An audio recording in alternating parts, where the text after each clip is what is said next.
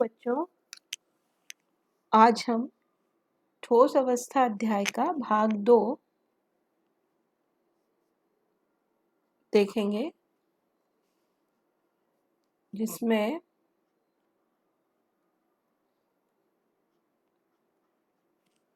क्रिस्टली ठोसों का वर्गीकरण कैसे किया गया वो देखेंगे।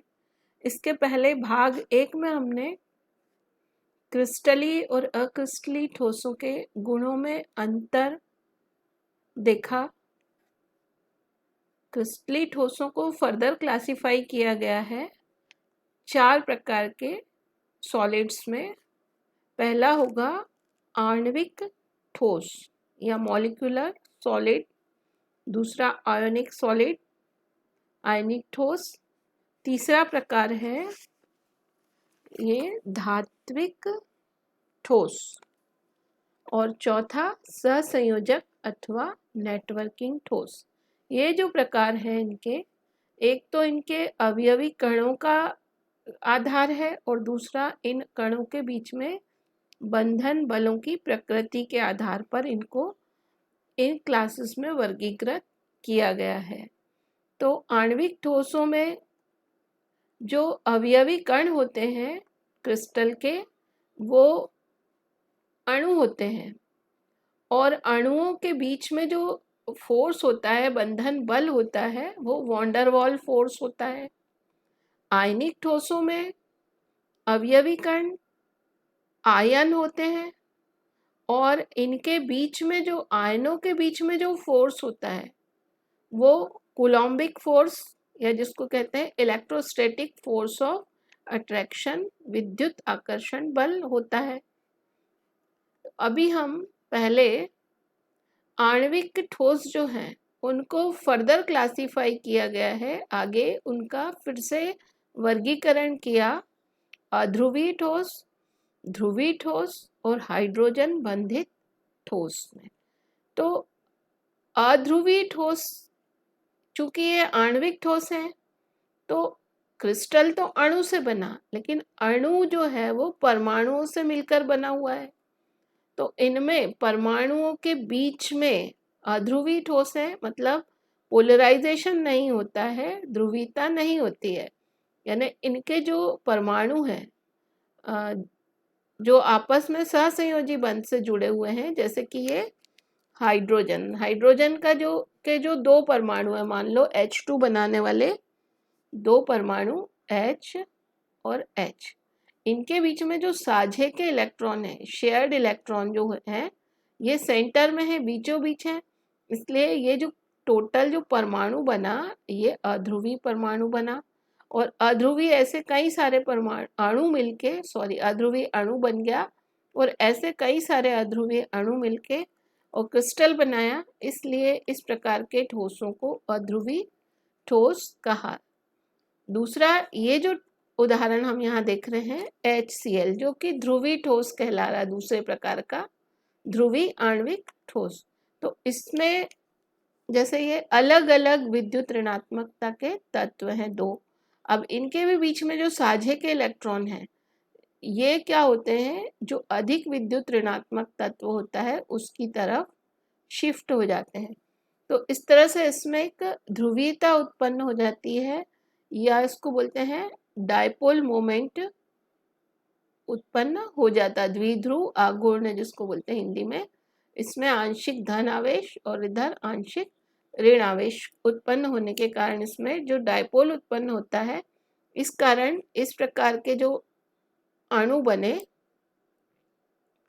इन अणुओं से जो क्रिस्टल बनेगा वो क्रिस्टल ध्रुवीय आणविक ठोस बनेगा, और इनमें जो अणु रहेंगे उनके बीच में प्रबल डायपोल आकर्षण या द्विध्रुव आकर्षण बल होता है। इसी तरह से ये तीसरे प्रकार का आणविक ठोस है, जिसको कहा हाइड्रोजन बंधित आणविक ठोस। इसमें जो परमाणु हैं वो तो आपस में सहसंयोजी बंध से जुड़े हैं। जैसे यहाँ उदाहरण दिया है बर्फ जल का उदाहरण मान लो, तो ये जल का एक मॉलिक्यूल HOH, मान लो हमने एक दूसरा और अणु बनाया, ये HOH, तो इसमें जो हाइड्रोजन ये वाला मान लो, ये दोनों तरफ से विद्युत ऋणात्मक ऑक्सीजन से घिरा हुआ है। तो एक अणु का ऑक्सीजन दूसरे अणु के हाइड्रोजन, इनके बीच में एक वीकर बॉन्ड क्रिएट हो गया, यहाँ दुर्बल बंध बन गया, तो ये बंध कहलाया हाइड्रोजन बंध। तो इस तरह से जिन अणुओं के बीच में हाइड्रोजन बंध है और वो अणु आपस में जुड़कर यदि क्रिस्टल बना रहे हैं, तो उस प्रकार के ठोस को हाइड्रोजन बंधित आणविक ठोस कहा गया। तो इनमें जो अणुओं के बीच में जो आकर्षण है वो है हाइड्रोजन बॉन्ड का आकर्षण। और इस तरह से ये तीनों प्रकार के आणविक ठोस हमने अभी देखे, अध्रुवीय आणविक ठोस, ध्रुवीय और हाइड्रोजन बंधित। अध्रुवीय आणविक ठोसों के अणुओं में के बीच में लंदन फोर्स से आपस में अणु जुड़े रहते हैं। ये तीनों ही प्रकार के ठोस जो होते हैं विद्युत के कुचालक होते हैं। आणविक ठोस जो भी हैं विद्युत के कुचालक होते हैं। इसके अलावा ध्रुवीय और अध्रुवीय दो प्रकार के जो ठोस हैं ये तो नर्म होते हैं, लेकिन हाइड्रोजन बंधित ठोस जो हैं ये कठोर होते हैं। इसके अलावा ये जो अध्रुवीय ठोस हैं, ये उदाहरण भी हम देख के कि ये सारी गैसें हैं और रूम टेम्परेचर के पहले ही ये वेपोराइज ही हो जाती हैं, गैस रूप में होती हैं। बहुत ज़्यादा कूल करने पर ये लिक्विड फॉर्म में प्राप्त होती है और उसके बाद सॉलिड फॉर्म और ज़्यादा सुपर कूलिंग के बाद प्राप्त होता है। लेकिन ये जो ध्रुवीय ठोस हैं और हाइड्रोजन बॉन्डेड ठोस हैं, इनका भी मेल्टिंग पॉइंट यानी कि गलनांक जो होता है वो बहुत कम होता है। इसलिए कम होता है क्योंकि इनके बीच में जो ये डायपोल डायपोल आकर्षण है या हाइड्रोजन बॉन्ड है जिससे ये आपस में जुड़े हुए हैं, ये बहुत वीक होता है, दुर्बल होता है, और इस कारण इनका जो मेल्टिंग पॉइंट होता है वो बहुत लो होता है, गलनांक कम होता है। इनके उदाहरण हैं HCl, सल्फर डाइऑक्साइड और अमोनिया, ये हैं ध्रुवीय ठोस। और बर्फ जो है ये हाइड्रोजन बॉन्डेड ठोस का उदाहरण है। अब हम आगे बढ़ते हैं। आणविक ठोस के बाद अगला प्रकार है आयनिक ठोस। तो आयनिक ठोस जो होते हैं उनका अवयवी कण जो होते हैं वो आयन्स होते हैं। आयन जैसे मान लो यहाँ पर एक एग्जाम्पल दिया हुआ है कैल्शियम फ्लोराइड, है ना। तो कैल्शियम फ्लोराइड ये है Ca2+ और फ्लोराइड माइनस, है ना, ये दो फ्लोराइड। इनके बीच में स्थिर विद्युत आकर्षण बल, इसको ऐसे लाइन से दर्शाया जाता है, स्थिर विद्युत आकर्षण बल या कूलम्बिक फोर्स के कारण ये आपस में इस तरह से जुड़े रहते हैं। और उदाहरण है जिंक सल्फाइड, मैग्नीशियम ऑक्साइड या सोडियम क्लोराइड वगैरह, ये आयनिक ठोस हैं। ये जो है ठोस अवस्था में विद्युत के कुचालक होते हैं। यहाँ हम लिख ठोस ये कुचालक होते हैं। लेकिन ठोस अवस्था में तो कुचालक होते हैं, लेकिन पिघली अवस्था में या विलयन के रूप में ये विद्युत के सुचालक होते हैं, कठोर भी होते हैं और भंगुर होते हैं। कठोर, भंगुर से मतलब आप समझ गए होंगे कि भंगुर यानी जिसको पीटने पर इनका चूर्ण हो जाता है। आयनिक यौगिकों का, आयनिक ठोसों का गलनांक बहुत उच्च होता है क्योंकि इनके बीच में जो इलेक्ट्रोस्टैटिक फोर्स ऑफ अट्रैक्शन, विद्युत आकर्षण बल होता है वो बहुत प्रबल होता है। इस कारण इनका गलनांक उच्च होता है। अगला जो है प्रकार ठोसों का धात्विक ठोस। धात्विक ठोस में जो अवयवी कण होते हैं वो स्वतंत्र इलेक्ट्रॉनों के समुद्र में धन आयन धंसे हुए हैं या एम्बेडेड हैं, इस प्रकार से होता है। तो पूरे धातु के जो इलेक्ट्रॉन्स होते हैं वो समुद्र में धनायन इस तरह से तैरते हुए या एम्बेडेड दिखाई दे रहे हैं। ये आपस में एक दूसरे से जो आकर्षण रहता है उसे कहा जाता है धात्विक बंध।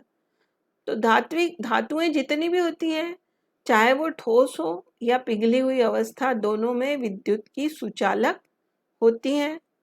धातुएं कठोर होती हैं, आघातवर्धनी और तन्य भी होती हैं। आपको पता है आघातवर्धनी यानी जिनको पीट पीट कर उनकी चादर बनाई जा सकती, धातुओं की शीट बनाई जाती हैं, और तन्य यानी इनको खींचकर इनके तार भी बनाए जा सकते हैं। धात्विक ठोसों का गलनांक भी बहुत उच्च होता है। सभी धातुएं इस कैटेगरी में आती हैं धात्विक ठोस में। यहाँ पर जो अपवाद है वो हम यहाँ लिखेंगे अपवाद में, कि अपवाद स्वरूप मरकरी, ये पारा जो है ये द्रव धातु होती है, बाकी सारी धातुएं ठोस होती हैं। इसके बाद अगला जो है ये है सहसंयोजी ठोस या नेटवर्किंग ठोस भी इनको कहते हैं। तो सहसंयोजी या नेटवर्किंग ठोस या जालक ठोस जिसको कहते हैं, ये इनके अवयवी कण जो होते हैं वो परमाणु होते हैं, और ये आपस में सहसंयोजी बंध से जुड़े होते हैं, और परमाणु ही मिलकर क्रिस्टल बनाते हैं। तो ये जो होते हैं सहसंयोजी ठोस जितने भी होते हैं सारे विद्युत के कुचालक होते हैं, लेकिन एक इसमें अपवाद है ग्रेफाइट। यहाँ जो उदाहरण दिए हुए हैं, दो चित्र यहाँ पर बने हुए हैं आपके पास, हीरे और ग्रेफाइट के क्रिस्टल के यहाँ पर डायग्राम्स दिए हुए हैं। तो इसमें आप देखिए हीरे की जो 4 संयोजकताएं, हीरा और ग्रेफाइट दोनों कार्बन के अपर रूप है। तो इनका हीरे की जो 4 संयोजकताएं, यहाँ से हम सेंटर से देखते हैं, इसकी चारों संयोजकताएं जुड़ी हुई दिखाई दे रही हैं। ये देखिए, ये एक संयोजकता, ये दूसरी, ये तीसरी और ये चौथी। ये चारों संयोजकताएं दूसरे कार्बन से जुड़ी हुई हैं, इसलिए।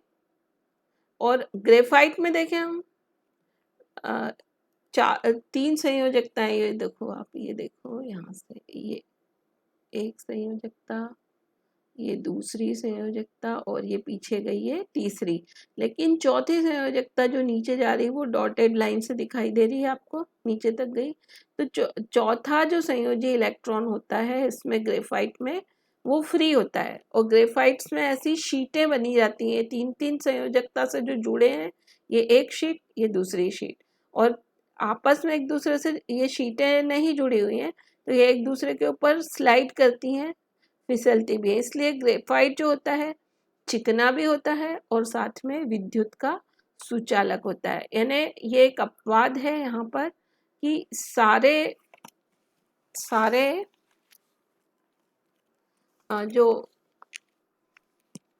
ये सहसंयोजी बंध वाले यौगिक होते हैं वो विद्युत के कुचालक होते हैं, लेकिन ग्रेफाइट विद्युत का सुचालक होता है।